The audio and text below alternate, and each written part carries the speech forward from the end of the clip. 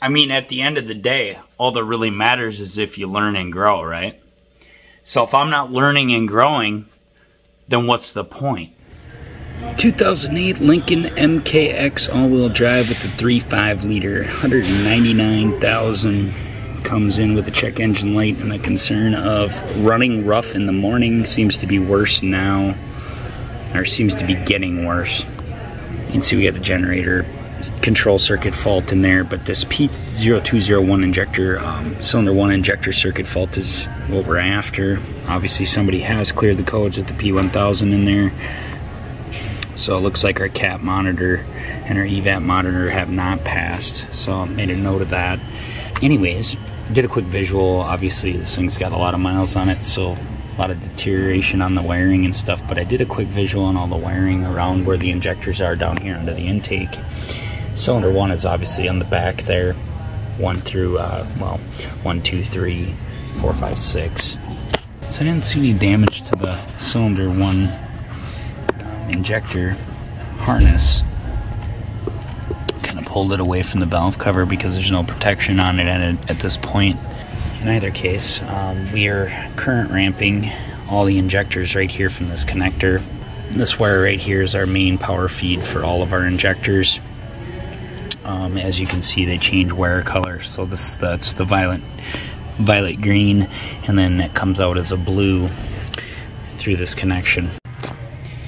Okay, so just to give you guys a good idea of how I'm set up here. Again, I'm getting amperage. That's going to be on trace 1 or a yellow trace of all of our injectors. This will be our current ramp. Channel 2, don't get confused by the lead color. Channel 2 is my green trace, okay? I'm using the yellow cable. It does not, you know, the yellow scope lead, it doesn't matter what color. Just know that channel 1, which is our yellow, is going to be our current ramps for all of our injectors.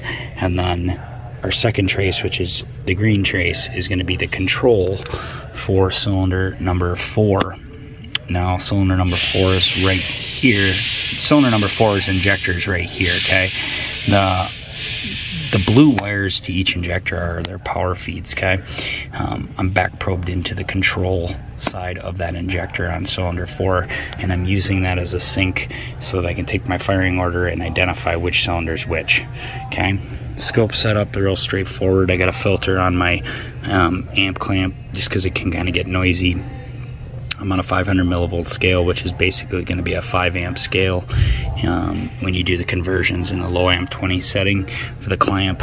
I'm on a 50 volt scale for the control side of that injector because it's going to spike quite high. And then I'm on a 50 millisecond screen. Alright, so let's just go ahead and, since I've got this ready to go, let's go ahead and fire this thing up. The battery is getting dead and there's a heavy amount of corrosion on it, but we will test battery later. Okay. Alright, let's take a look and see what we got. Alright, so I'm just gonna let it grab some data, or you know, grab a capture here. A nice fresh buffer. Stop, and we're gonna zoom, and I'm just gonna shut the vehicle down quick. Okay, so I'm just gonna go ahead and zoom in on this. We'll zoom out enough where you can see all the cylinders. Alright, so here's our control for cylinder number 4. So this is 4's current ramp. And I'm gonna need a firing order. But you can see we've only got 1, 2, 3, 4, 5 current ramps for all these injectors. Okay. If I want to zoom in on one, I mean, we can go in on number 4 here and just kind of take a closer peek at it. Just looking at those current ramps, I don't see any issues with them. They got a nice ramp to them, nice opening event. Alright, so our firing order on this engine is actually going to be 1, cylinder 1, then 4, then 2, then 5, then 3, then 6. So this is 4, 2, 5, 3, 6, then 1, 4. So you can see we're missing cylinder 1's current ramp. Okay. Before we get carried away, let's clear the codes. and we're going to do a crank to see if maybe this ECM is shutting that injector down, because it doesn't like, you know, it's very possible the injector may be shorted. We're just going to try that quick. I've already documented codes. Okay, key is on. Let's go to home. Let's go back. All right, let's do a code clear.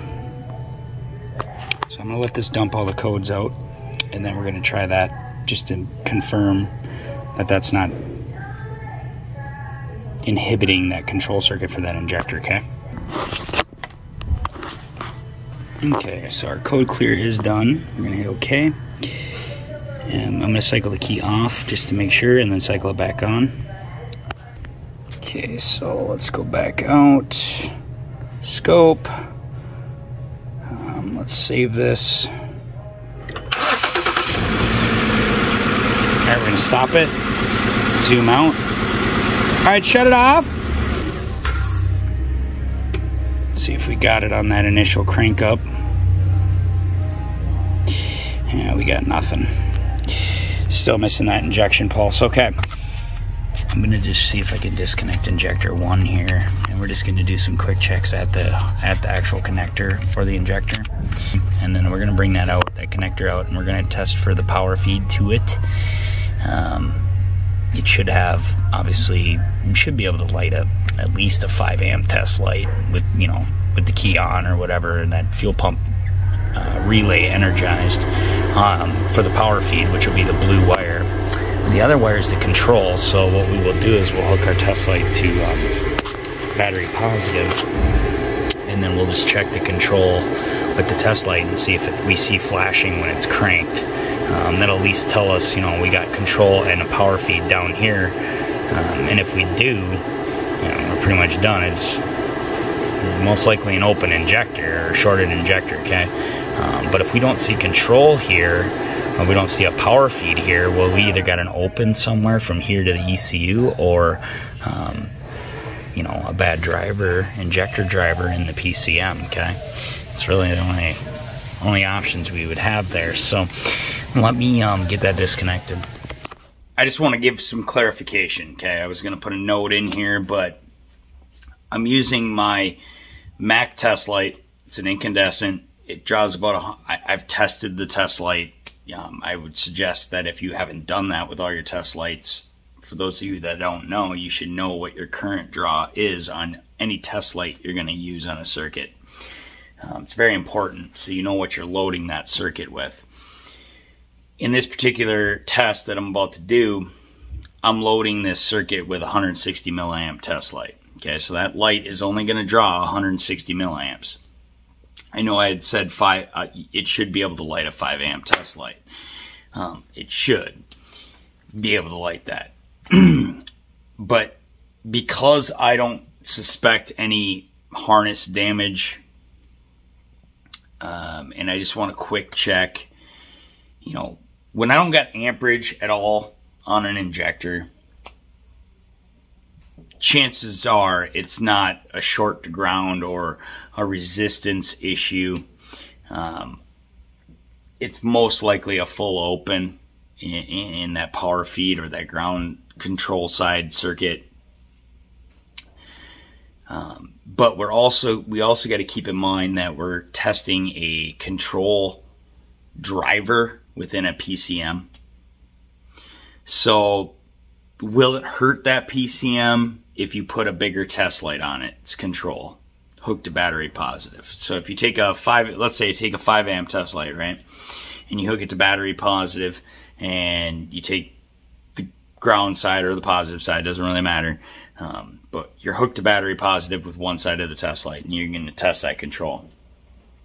You have the potential, once that PCM grounds that control side, to activate or allow current flow to flow through the injector circuit, which is going to be your test light.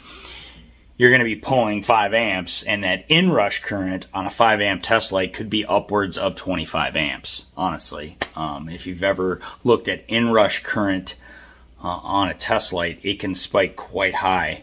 Even my 160 milliamp test light that I'm using in this test will probably spike you know, almost 5 amps on its initial turn on, because it's going to draw a lot to get it to light up, you know, get that current flowing. Something to keep in mind. I just wanted to clarify that. So this is more than suitable to test this circuit, okay? A Noid light, like a Noid light tester for an injector circuit, again, we're on multi-point and multi-port injection, or port injection. I'm not dealing with a GDI system. So direct injection systems are tested completely different, guys. That we are on a port injection. You know, in other words, the injectors are spraying their fuel into the intake manifold, not directly into the head. That does matter. Completely different circuits. They operate very differently, trust me. I've got other videos about that. But I want to give this clarification. I know it gets a little lengthy. I know I'm a little long-winded, but I want you to get something out of it. So with that being said, let's get back into it. I'm just going to give you a quick navigation of Protoman. Protoman can be confusing to some if they're not familiar with it, because finding things can be a challenge sometimes. So take it for what it is.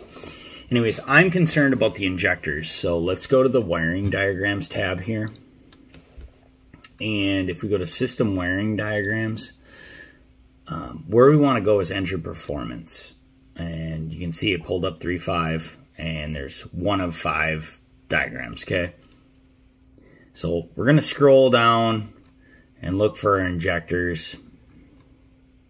All right, so fuel injectors right here on our last diagram here. You can see fuel injectors top right side of engine. Fuel injectors top left side of engine, okay? Now, right and left is as if you're sitting in the driver's seat on cars, in case you're not aware. So left side would be your left side sitting behind the steering wheel. When you're looking under the hood, that would be the right side. Keep that in mind, for those of you who don't know. Power feed, with these injectors, these are sequential multi-port fuel injectors, okay? So these are going to have a full-time, well, they're going to have a power feed from a fuse, most likely a fuse. You can see that, you'll see that on this wiring diagram as we go through it. That's going to be the common color wire. Now, these are ground side controlled. So the control side, what's actually switching the ground on to turn these injectors on. If we look here, we've got a blue wire. Okay, and it goes, and we can see there's an S126, that's a splice point, and you can see the dotted line connecting all the injectors' blue wires. All the injectors share that blue wire, which is going to be our common feed from either a fuse or a relay of some sort, right? The other side of those injectors, the different color wire going to each one. So if we look at injector 1, we've got an orange blue. If we look at injector 2, gray yellow, violet gray on 3. Injector 4 has yellow orange, so on and so forth, right? They're different colors. That's our control side. If we follow those wires up, let's follow injector 1, the green blue circuit. If we follow that circuit up, we can see that it comes up and over to fuel injector 1 on pin 52 to our power control module, or PCM. And if we look down here at the very bottom, you'll see C as in Charlie 175 Echo, okay, C175E. Now that is the connector at the PCM. That's its designation, C175E connector. And the control for injector 1 is on pin 52 of that connector. To get the current ramp on all these injectors, what I want is, I could do each individual injector. If I want the current ramp for each individual injector, I could go around each one's control wire and just capture that injector. Okay, but I don't want that. I want to see them all. Okay, because what we're trying to do is we're trying to identify which injector, you know, we know based on the code that it's probably injector 1, right?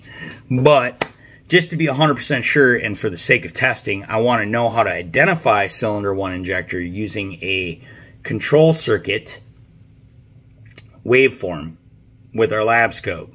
So channel 2, our green trace, is from injector 4's control wire, which is that yellow-orange. I'm back probed in right at that injector on pin 1. Okay, see that? I'm back probed in with my scope on channel 2, which is my green trace, on that injector. And the reason I am is because I'm using injector 4 control side voltage. It's back probed into the injector. That scope lead is grounded through the scope, and the scope is grounded to battery ground, right? Back to source. And I want to be able to see that control pattern when that injector circuit is turned on, or that driver is on by the PCM for injector 4. I want to be able to see that scope pattern coincide with all my amp ramps, because it's gonna line up with a current ramp for injector 4. Okay, and you'll see that on the lab scope. That will give me a sync so that I can take my firing order, which we'll discuss, and I can identify, okay, that's cylinder 1, that's cylinder 2, that's cylinder 3, that's cylinder 4. Okay, so then I know which injector is actually not producing. Hope this makes sense. Anyways, that's it in a nutshell. I just wanted to clarify that. Let's look at where this power feed comes from, just so you can have some clarification. So if we follow all the blue wires from each injector, they all go to this one splice point, this S126 or CR126, right? We follow it up, and you can see right up where it says BLU or blue, that is the symbol for a connector. Now, with aftermarket wiring diagrams, you will not always get connector numbers, and this makes our life a living hell if we're not using factory information. However, based on experience, in the video, you're going to see me go to this bulkhead connector, and I'm going to be like, look, this is the connector we're at, where blue changes to violet green, okay? Maybe in the video I say something else, but the wire color changes, okay? There, you can see that. It changes from blue to violet green. The other thing to keep in mind is on these aftermarket wiring diagrams, I don't care what platform you're using, even factory information sometimes can be wrong. Work on a Chrysler. Just keep in mind that sometimes, I've seen it on GM, sometimes even factory information is not up to date. They changed a harness, they did something different. It is what it is. It takes you getting burned a few times to figure that out, okay? So take it with a grain of salt. Anyways, that power feed comes to a connector. So that's why I'm at that connector, because you'll see why. So let's follow that up, that violet green, to, you can see it goes over to the left there to 21. Well, that's telling us to go to the previous diagram. If it was off to the right of the screen, I'd go to the next one down, okay? But that's telling us go previous diagram, and it continues on 21. So let's scroll up. I'm not trying to be long-winded. It's just, you know, when I was first learning this stuff, it helped to have somebody kind of walk me through it. Violet green coming in from the right side there on 21. That's our power feed for those injectors. And if we follow it all the way over, it crosses all the way over, and then it kind of goes up and then over to the left, and it comes, he wants us to go to the next diagram up on pin, or on number 3. We're looking for a violet green on number 3 on the next up. Scroll up, and you can see it comes in on the right side there, and then it continues all the way over to the right, or to the left rather, to number 4, previous diagram. So we come to number 4. Now, before we continue here, you can see it comes to another splice point.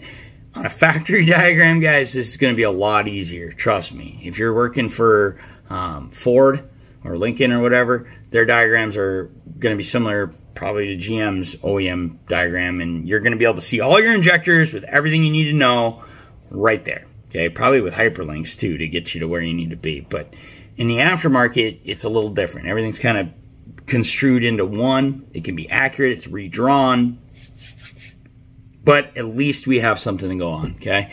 So it comes to splice point 105, And you can see it breaks off into what, 1, 2, 3, 4 different directions. So let's start with the one going down first and find out where that goes. That's going to go to our inertia fuel shutoff switch, and you basically, that's in case there's, you know, an accident or whatever, it'll shut the fuel pump module in the fuel tank down. It'll shut the power feed off to it. So we know now that the injectors are sharing the same power feed as our fuel pump. Okay, good to know. So let's scroll back up. Let's look at the one going off to the left all the way across the screen. That goes to 16, previous diagram. So we're going to go to that real quick. And actually, before we do that, look at the other one going up kind of diagonally to the left there. That one goes over to 14. So let's take a look at 14 and 16 previous diagram, and just for the sake of knowing where those go. So if we look at 14 violet green, it comes all the way over to fuel pump FPM on our powertrain control module. Fuel pump module is being monitored, okay? Being monitored. Don't get that confused. That computer is not providing the power feed. This can be confusing. They don't tell you that. That is a monitored circuit. Okay? It's confusing when you don't really understand circuits and how they work on cars, but trust me, that's a monitored circuit. 16 coming over, if we look at that one, it says injector pulse width RM. So what is the computer doing? The computer is basically doing what we're doing with our lab scope on them injectors. It's watching. It's confirming that it's confirming that power side. It's watching those injector firing events, okay? Similar to how we are going to be in this video. It's kind of interesting how the computer knows when to set the code, right? Well, that's how, on the power side. It's monitoring that, and it's also monitoring that fuel pump, okay? So I just wanted to clarify that, all right, so you guys understand. I'm not going to get too far into the weeds on that. Again, you want to learn that stuff. Training is going to be critical, like formal training, in-classroom training, dealership training. Scanner Danner, like I said, his channel he's an instructor, so he does an amazing job of explaining all that. I'm not going to get too far in the weeds on that right now because we got to keep moving. But let's move back down to where that power feed goes from this splice point outside of what we've already looked at. We know it goes to the fuel pump. We know it goes to the PCM for the injector pulse width modulation monitoring. And we also know that it's monitoring our fuel pump power feed, okay? But if we go up on the one that's going up, we can see where our power feed is actually coming from, okay? It's not coming from the PCM. Not on these injectors, okay? Direct injection's a whole different ball of wax. You can see it comes from our fuel pump relay, okay? So whenever that fuel pump relay is activated, which is most likely going to be key on, engine off for the prime, or when the vehicle's running, them injectors are going to have a full-time power feed to them, okay? So that means the power feed is going to be going through the injector, coming out on the control side. So if we scroll back down to our injectors, that means the power feed is coming through the blue when, let's say the vehicle's running, right? Or even key on, engine off, but just for that prime of that fuel pump, because the computer is going to turn that fuel pump relay on just enough to turn the pump on, build pressure, and then if you don't start the vehicle, it's going to take that power feed away. It's not going to keep running the fuel pump. Nevertheless, let's say we start the vehicle, right? Power is going to be supplied to all them injectors full time, 12-volt feed from that relay, as well as to our pump module, right? Our fuel pump module. It's going to come through each injector, and it's coming out on the control side back to our PCM up here, okay? So you can see injector 1 is on pin 52, injector 3 is on pin 53, and 54 is injector 5. Those are the control sides. So they're going to have 12 volts going to them all the time until that computer driver within the board of the computer grounds whichever injector it wants current flow to go through, and it'll release that ground when it wants to fire that injector, okay? And it's all timed, and that's a transistor or driver or whatever you want to call it, okay? In a nutshell. So what we're going to do for testing, and this is why I wanted to make this video, is first we're going to test at injector 1 down here. And I'm going to be taking a test light hooked to battery positive. I think I start by checking the control side. I'm going to take a test light and I'm going to check with a test light hooked to battery negative or ground right at source. I'm going to be touching on pin 1 there on injector 1, which is the green-blue control wire. And I'm going to start the vehicle, and I'm going to look to see if my test light is flashing. You got to keep in mind that we're using a test light hooked to battery positive, so it's a buffer. It's not like I'm taking a direct 12-volt feed, because I'm going to tell you right now, you take a direct 12-volt feed from your battery and you stick it on that control wire, you have the potential of hurting the driver, because you're jumping 12 volts straight. It's literally like arcing the battery from positive to negative. You're going to create a fire or whatever. Or the computer's probably just going to shut it down. But don't be doing that, okay? We use a test light to be safe, okay? Because worst case scenario, you know, if I touch a test light that's hooked to battery positive to ground on the car, what's going to happen? It's going to light the bulb. The bulb is the load, so it's not going to be a whole lot of amperage. Like I said, my test light only draws 160 milliamps, okay? Probably, you know, I know it does because I've tested it. So keep that in mind. Understand your circuit design, understand what you're doing. You can damage computers, you can damage circuits. You're generally speaking, you're pretty safe. But you do this on a solenoid that's a, you know, you can cook a driver in a computer, because that computer, you know, depending on how it's monitoring whatever's on that control side, you know, it might not know the difference. It might just be like, okay, I'm going to switch it on. Again, we have fused circuits for a reason. There's a fuse for a reason. So the fuse will blow. If something shorts to ground, the fuse will blow without damaging anything or cooking anything. That's why we say don't use a bigger amperage fuse for a circuit that doesn't need more amperage, okay? There's a reason why they picked the amperage for that circuit. I'm rambling, I know, but I just want to make sure people are clear on that. So we're going to check the ground. You'll see that in the video. Not the ground, but the control for that injector, using a test light. Again, a technique that I learned from Danner. I learned that from Paul Danner, Scanner Danner. Not my technique by any means, but it works, okay, for this circuit design.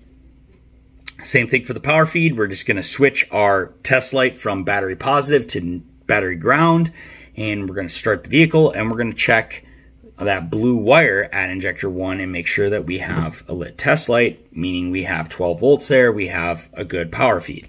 Does that mean that it's a good power feed though? Not necessarily, because again, I'm only using 160 milliamp drawing, a test light that's able to pull 160 milliamps. Each injector, an injector on sequential fuel injection or multi-port fuel injection, any injector usually that's that port injection, okay, is going to draw about an amp, okay, generally speaking. So my test light ain't drawing an amp. It's drawing 1/10, a little over 1/10 of an amp, 160 milliamps, right? So I'm not really loading that circuit. But again, based on experience, based on what I was seeing with the my current ramps, I'm not too concerned about a wiring issue here. I'm more concerned about like an open in either the power feed or the control side of that injector in the wiring, or potentially just a shorted or open injector, okay? Or, you know, whatever. You'll see as we go on. I just want to clarify this so that I know I can be a little long-winded, but I just want to clarify this because if I'm going to put a video together, you might as well get something out of it. Again, I'm not the end-all, know-it-all on anything. I just want to help people out. So, that being said, let's get back to the video. So, since I'm hooked to battery ground right now with my test light, let's just make sure we got a good connection. We do not. Hold on 1 second. Okay, so we're just gonna make sure we got a good connection to ground with our test light to battery negative. As you can see, our blue wire here, okay, that's our power feed. So let me go turn the ignition switch on. Okay, that might not be active until we crank because it's, like again, like I said, that power feed comes from that fuel pump relay. So without that fuel pump prime, we might not have power here. Yeah, we don't. Okay. Now I'm not stuffing that down in there. I'm just setting it in there. So I'm gonna have to get an assistant. Hold on. Alright, so I wasn't able to get an assistant. We're just gonna test this with it running. We should have a good power feed the whole time while it's running.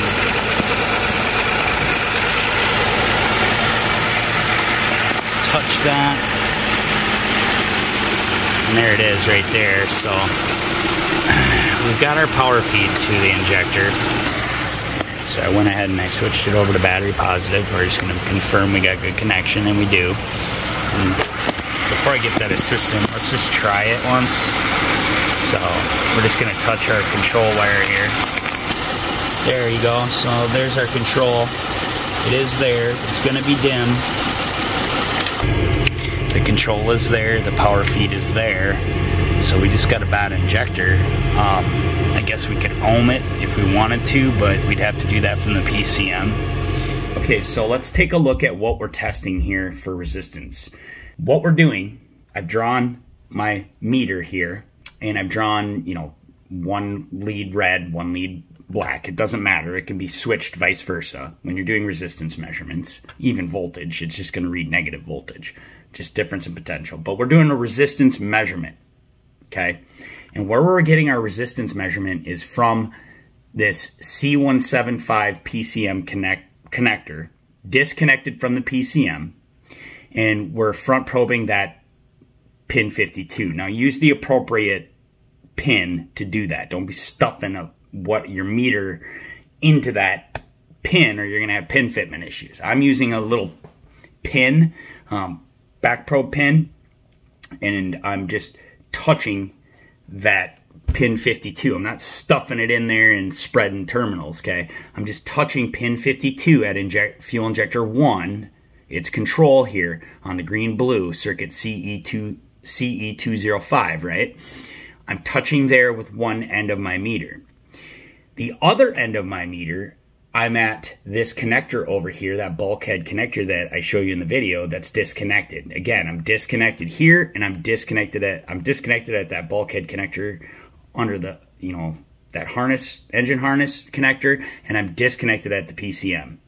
That isolates all the controls for all these injectors and their power feed. It isolates the circuit. One end of my meter is on the blue wire. I'm just using a piercing probe. I'm about 3 to 4 inches away from the connector, and I'm just pierced in. Now you could front probe the connector pin, the male end, and do it that way too if you have the appropriate stuff to do that, or just touch your meter there. The reason I want it stable is because I don't want to be moving my connections of my meter as I'm trying to get a good solid resistance measurement. So I pierced in. I took my multimeter lead, my red one, let's say, and I put it on at this connector, okay? And I touched the other end to the control wire on CE205 for injector 1, and that's going to give me a resistance through injector 1, okay? And that's going to give me my resistance for injector 1. Now, all I have to do, since I'm connected here at that bulk connector and I'm pierced in there, I just leave my meter lead there and I just keep going down the line. I go to injector 3, injector 5, if I want to do the other injectors, so on and so forth, okay? Pretty straightforward, and I can get all my resistance measurements this way.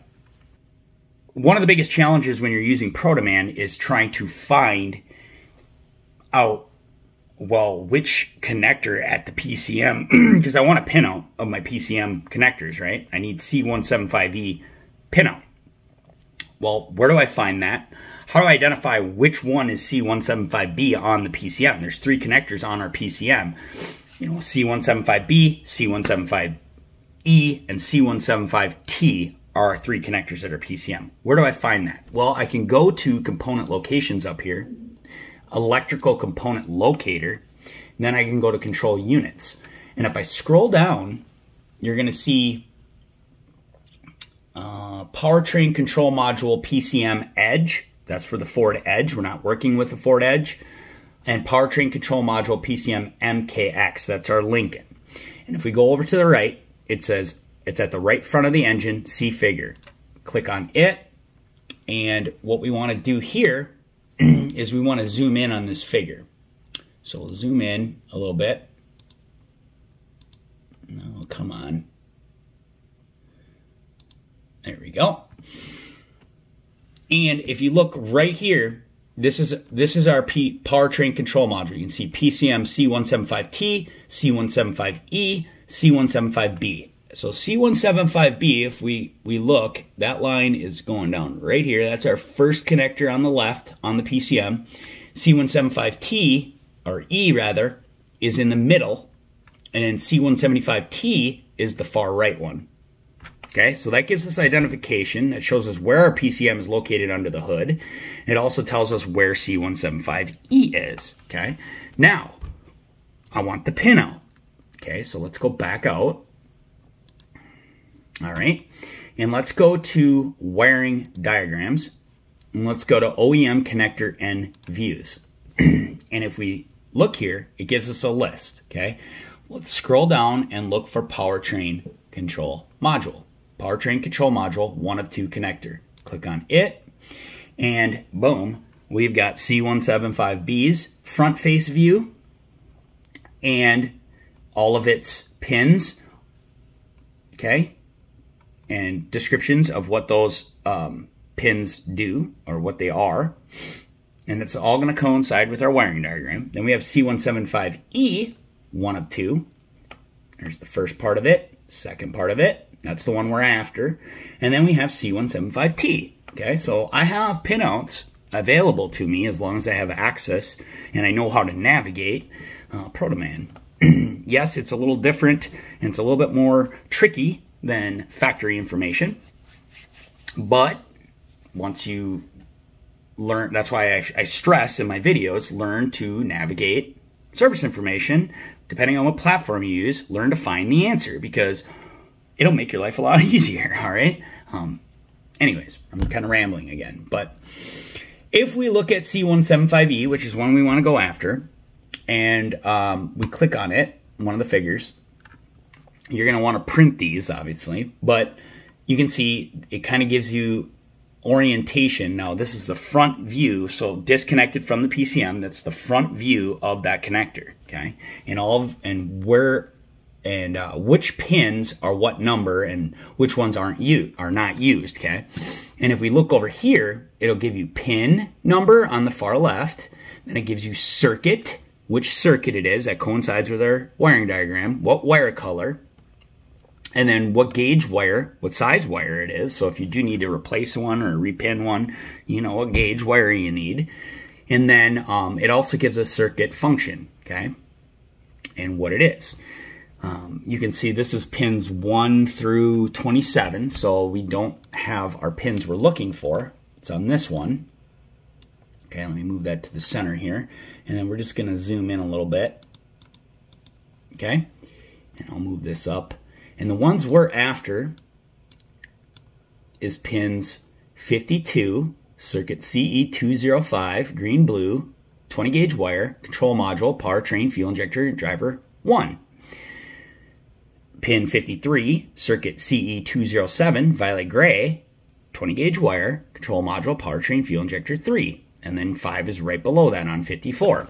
Okay, so that's the 3 we're going to be testing in this video. I just wanted to show you guys how to find that information. Sometimes navigation is one of the biggest challenges. So there you go. That's your navigation, and hopefully you learn something from that. That being said, back into the video, guys. I just want a resistance measurement from here through each injector. You can see I'm getting about 16.8, 17.1 ohms on that cylinder 1 injector. So we're just going to tap them to cylinder 3. Take a look at its resistance measurement. So there's cylinder 3. About 17.2, 17.1. Let's check cylinder 5.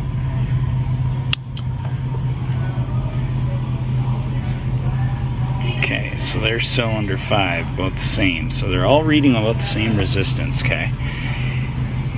Yet we have no injector firing. So the injector is testing out good as far as resistance. We know it's not firing because we're not getting any current ramp on it. I mean, we know it's got power, we know it's got control, but we know it's not getting a current ramp. So what else could it be? You know, is the injector sticking? Possible. Let's try tapping on that injector once and see if it comes back to life. Alright, so I just took that all back up. I got my amp clamp back on. I just want to see if this injector came back to life. Let's zoom out.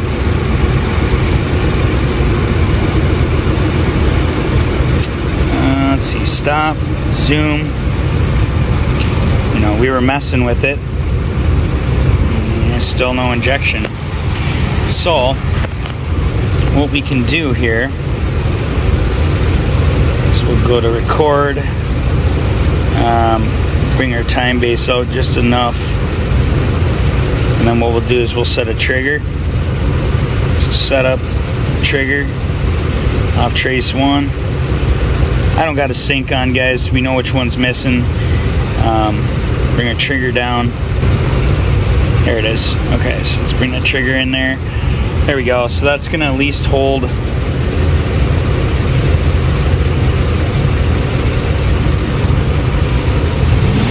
Change our slope on our trigger here.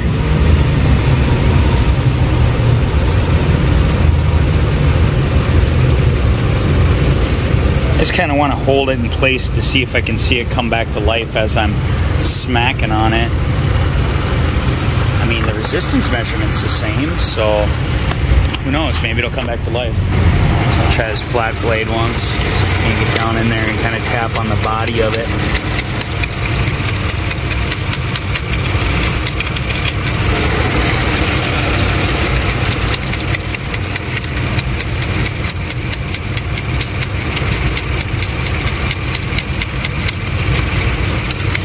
Dead in the water.